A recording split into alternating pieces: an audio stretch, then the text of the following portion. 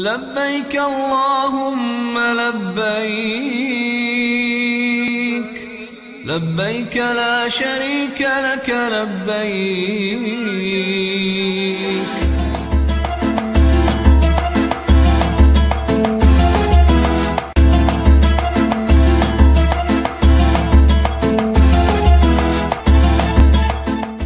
Assalamualaikum warahmatullahi wabarakatuh. Pemirsa Inmas TV dimanapun Anda berada, jumpa lagi bersama saya Miftahul Jannah dalam acara talk show layanan haji yang selalu mengupdate informasi terkini penyelenggaraan ibadah haji di Provinsi Sumatera Selatan.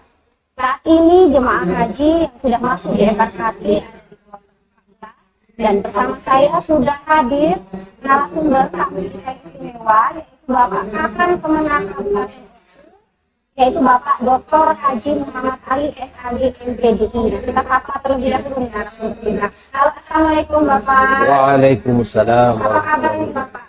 Alhamdulillah baik, sehat. Badan juga sehat. Alhamdulillah Pak. Ini jemaah haji Oku ini tiba di embarkasi sudah kapan ini Pak?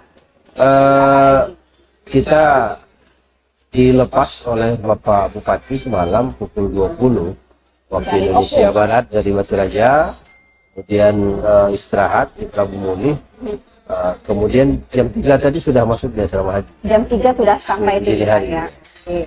Kalau boleh Pak nih Pak, berapa jemaah haji di Kabupaten Oku, kemudian berapa yang lansia nih? Ya, kalau secara keseluruhan jamaah haji Oku yang berangkat tahun ini 281.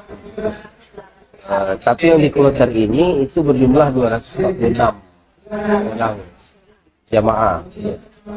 Jadi Oh, yang di kota Pak. di kloter 14 ada 200. Lansia memang agak banyak karena berapa kali dari tahun 2000 kan tertunda, kemudian 2022 juga lansia tidak berangkat. Jadi terjadi penumpukan. Jadi tahun ini lansia kita memang secara nasional juga banyak dan di Oku juga lumayan banyak, sekitar 35% lebih kurang. Sejauh ini Pak, kesiapan dari Kemenang Kabupaten Oku itu seperti apa? Kemudian teknis pelaksanaannya itu seperti apa Pak? Ya, kalau kesiapan ya memang karena haji ini adalah tugas kita, tugas nasional dan juga tugas Kementerian Agama. Jadi dari tahun ke tahun terus dilakukan dan ya persiapan semuanya dilakukan sesuai dengan protap yang sudah ada. Jadi pelatihan misalnya manasik haji sepanjang tahun itu yang sudah dicanangkan oleh dulu Pak Menteri, Pak Dirjen, tetap kita laksanakan. Jadi terus itu dengan kemudian tahapan-tahapan kesiapan itu juga kita terus berupaya untuk meningkatkan layanan kita, kualitas layanan kepada jamaah. Jadi tadinya itu kantor ruangan seksi haji itu di lantai 2. Begitu di masa saya tarik gitu. Jadi ruangan seksi haji itu harus di lantai 1. Jadi sekarang sudah berada di lantai 1. Kemudian kita siapkan kursi roda bagi yang disabilitas. Jadi kita ingin meningkatkan layanan itu supaya pelayanan terhadap jamaah ini lebih baik. Jadi alhamdulillah insya Allah ini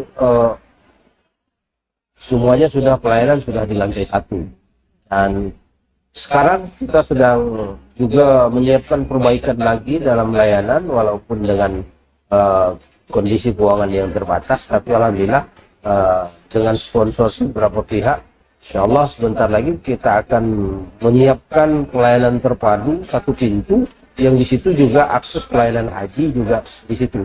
Jadi masuk di pelayanan satu pintu itu semuanya selesai dan bisa keluar. Tadi ada rencana perubahan Pak ya, dari, meletakkan ruangan lah ya, untuk mempermudah jemaah. Nah ini kalau kaitannya kita sekarang jemaah tadi persentasenya juga besar ya, 34%. 35% jemaah lansia. Tanpa mengurangi pelayanan terhadap jemaah lainnya ya, jemaah haji lainnya dan jemaah lansia itu dipastikan mendapatkan pelayanan yang khusus dan maksimal. Ada beberapa kemudahan seperti kemudahan akses, juga kemudahan aktivitas tentunya kepada jemaah. Nah, Bapak tadi mengatakan persiapannya ada nanti jadi satu pintu, kemudian itu seperti apa itu Pak, tanpa untuk yang lansia? Iya. Jadi kita tarik tadi ke lantai 1 itu dengan memikirkan begitu. Jadi kita orientasi pelayanan memberikan kemudahan dan kenyamanan kepada jamaah. Sehingga dari lantai 2 tadinya seksi haji itu di lantai 2 saya tarik ke lantai 1 agar supaya semuanya bisa nyaman begitu, termasuk yang lansia, termasuk juga yang disabilitas, bisa dengan mudah mengakses untuk memanfaatkan layanan-layanan kita. Dan ke depan insya Allah di dalam kita programkan di dalam musim haji 2024 dari sini ke depan, insya Allah mudah-mudahan kita selesai dan semuanya sudah selesai di situ. Jadi pihak bank juga ngantor di situ ya. Jadi semua layanan diberikan kemudahan-kemudahan. Jadi kita tarik ke lantai 1 itu untuk memudahkan bagi lansia. Kasihan lansia yang akan naik ke tangga ke lantai 2, kemudian disabilitas. Nah maka itu kita tarik itu dalam rangka untuk memberikan kepuasan layanan kepada calon jemaah. Kalau terkait pembinaan ini Pak untuk jemaah haji seperti apa? Iya, pembinaan seperti saya katakan tadi. Jadi manasik haji sepanjang tahun kita laksanakan. Kemudian juga Kementerian Agama juga memfasilitasi manasik haji mandiri bagi jamaah haji yang yang di KBIH, kan ada bimbingan di KBIH. Bagi yang mandiri yang tidak ikut KBIH juga kita siapkan pelayanan manasik mandiri rutin dan itu tanpa biaya. Dilaksanakan di kantor Kementerian Agama OKU, sebagaimana juga yang pernah saya lakukan waktu di Kementerian Agama Oku Timur dulu. Nah jadi ini kemudian juga bimbingan manasik secara massal, jadi dilaksanakan di tingkat kabupaten, dibuka oleh Bapak Bupati. Kemudian juga ada lagi bimbingan manasik yang dilaksanakan di kelompok di KUA kecamatan juga laksanakan itu. Jadi semakin banyak mengikuti bimbingan manasik semakin bagus bagi jamaah kita. Jadi kami juga menyerukan, mengajak kepada jamaah ya. Jadi kan daftar tunggu kita sekarang 23 sampai 24 tahun gitu. Jadi dengan bimbingan manasik sepanjang tahun ini, jadi yang jamaah antri yang sampai 2022-2023 itu sudah bisa ikut manasik. Semakin lebih bagus, semakin banyak presentasi dia ikut manasik semakin bagus. Tidak harus yang berangkat pada Tidak harus berangkat, ya. Karena ada kita siapkan manasik sepanjang tahun. Kalau untuk penekanan sendiri Pak kepada petugas khususnya Pak ya, karena memang tahun ini juga lansia atau jemaah kepada tetap memberikan pelayanan terbaik kepada jemaah. Nah untuk petugas kita ini seperti apa penekanan kepada petugas ini? Iya, sebagaimana juga yang disampaikan oleh Bapak Menteri Agama bahwa petugas yang ramah lansia begitu kan. Jadi prioritas tentunya pelayanan itu kepada lansia yang tahun ini meningkat luar biasa jemaahnya juga. Jadi kita juga di Kabupaten Oku telah menyampaikan juga kepada petugas-petugas kita, baik itu yang masuk di petugas kloter maupun yang PHD, juga kita menyampaikan bahwa agar supaya lebih memfokuskan, lebih memaksimalkan fungsi pelaksanaan tugasnya untuk pelayanan jamaah terutama lansia. Dan juga pembinaan karu-karom juga sudah kita lakukan juga dengan karu dan karom juga kita sampaikan agar supaya dilakukan pendampingan, kemudian supaya di antara jamaah juga terbina saling kekeluargaan, saling tolong dengan yang lain, satu dengan yang lain. Jadi yang lansia tentunya dengan wanita diberikan prioritas untuk dalam hal pergerakan nanti perpindahan dari satu tempat ke tempat lain, tentunya diprioritaskan bagi lansia dan terutama wanita diprioritaskan untuk mendapatkan layanan, misalnya di bis prioritaskanlah kepada lansia dan wanita untuk lebih dulu mengambil tempat itu. Jadi itu. Kalau sejauh ini Pak ya dari proses pemberangkatan tadi Bapak pelaksanaan sampai hingga dipindah embarkasi ini Pak, hambatan sih, kemudian apa antisipasi juga lah untuk meminimalisir hambatan yang mungkin terjadi. Kemudian berapa sih yang disiapkan dari OKU nih, berapa bus Pak kemarin? Iya. Dari mulai kendaraan. Iya. Ya, terima kasih. Jadi sebagaimana kita maklumi bersama bahwa haji ini adalah tugas lintas sektoral. Jadi melibatkan berbagai instansi, melibatkan berbagai kementerian, dan di sini tentunya operatornya adalah Kementerian Agama.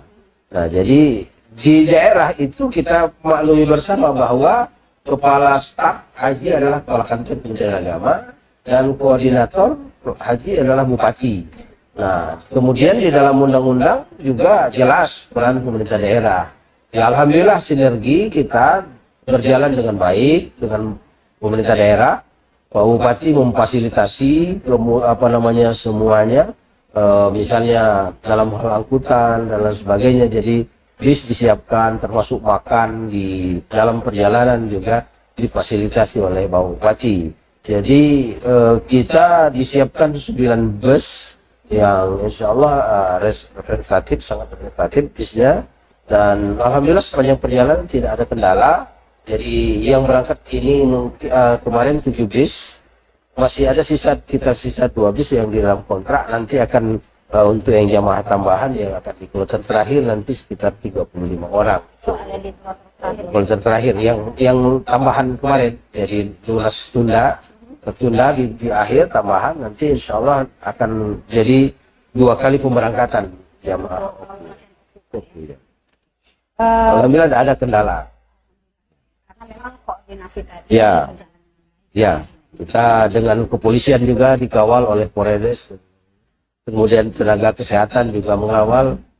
Walaupun ada tadi satu yang mabuk, tapi tetap langsung diatasi oleh tugas dari Dinas Kesehatan Kabupaten Oku di atas. Hanya mabuk dalam perjalanan. Kalau mengedukasi jemaah sendiri itu ada tidak Pak yang dilakukan? Berikan sosialisasi, edukasi kepada jemaah haji. Iya. Jadi edukasi itu kita sampaikan melalui bimbingan manasik setiap tahapan-tahapan itu. Jadi baik itu manasik mandiri, juga di situ masuk tim kesehatan, kemudian juga manasik massal, manasik yang secara kelompok di KUA, semuanya kita berikan edukasi dalam rangka menuju kepada jamaah haji mandiri. Kemudian juga kebersamaan, jamaah haji yang sehat, begitu, pola hidup sehat, begitu, baik dalam perjalanan maupun di tanah suci, bagaimana makan, minum tentunya, dan termasuk kondisi cuaca saat ini juga semuanya kita berikan edukasi dari sebut bagaimana pelaksanaan ibadah, supaya tidak ada ketertinggalan dan lain sebagainya. Semuanya kita lakukan edukasi itu sehingga diharapkan jamaah mandiri, kemudian dan yang lebih penting adalah dalam satu kloter ini, dalam satu rombongan itu adalah seperti keluarga.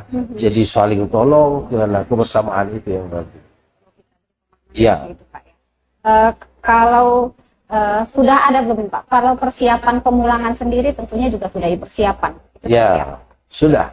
Jadi kita sudah mempersiapkan secara komprehensif dengan pemerintah daerah, termasuk bagaimana pemberangkatan juga pemulangan juga sudah kita siapkan formatnya, koordinasinya. Insya Allah tidak ada permasalahan. Insya Allah.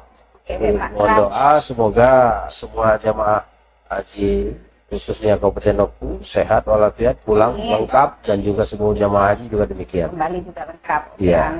Terakhir nih Pak, closing statement. Bagaimana himbauan Bapak nih terhadap jemaah haji, kemudian harapan Bapak nih?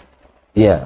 Terima kasih ya kepada seluruh jamaah haji, terkhusus jamaah haji Kabupaten Oku. Tentunya kita berharap marilah pertama luluskan niat. Jadi niat itu yang pokok dalam rangka ibadah kepada Allah Subhanahu wa taala.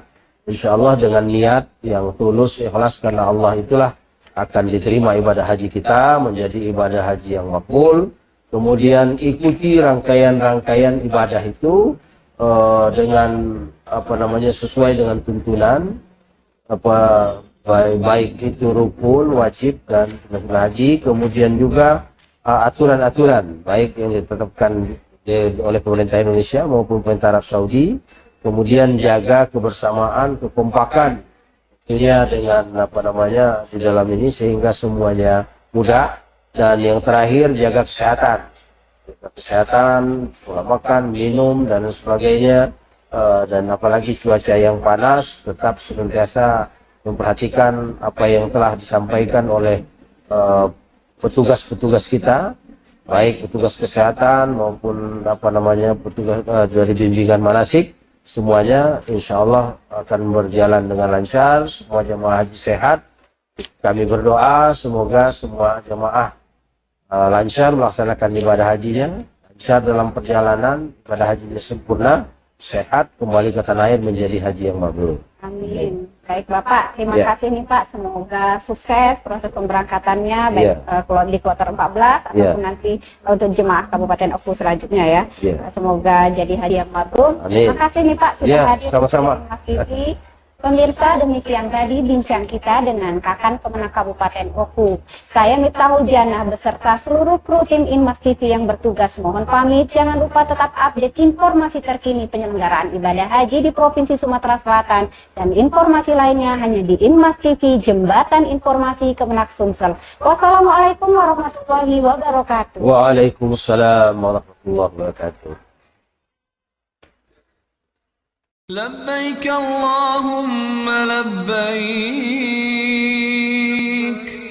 لبيك لا شريك لك لبيك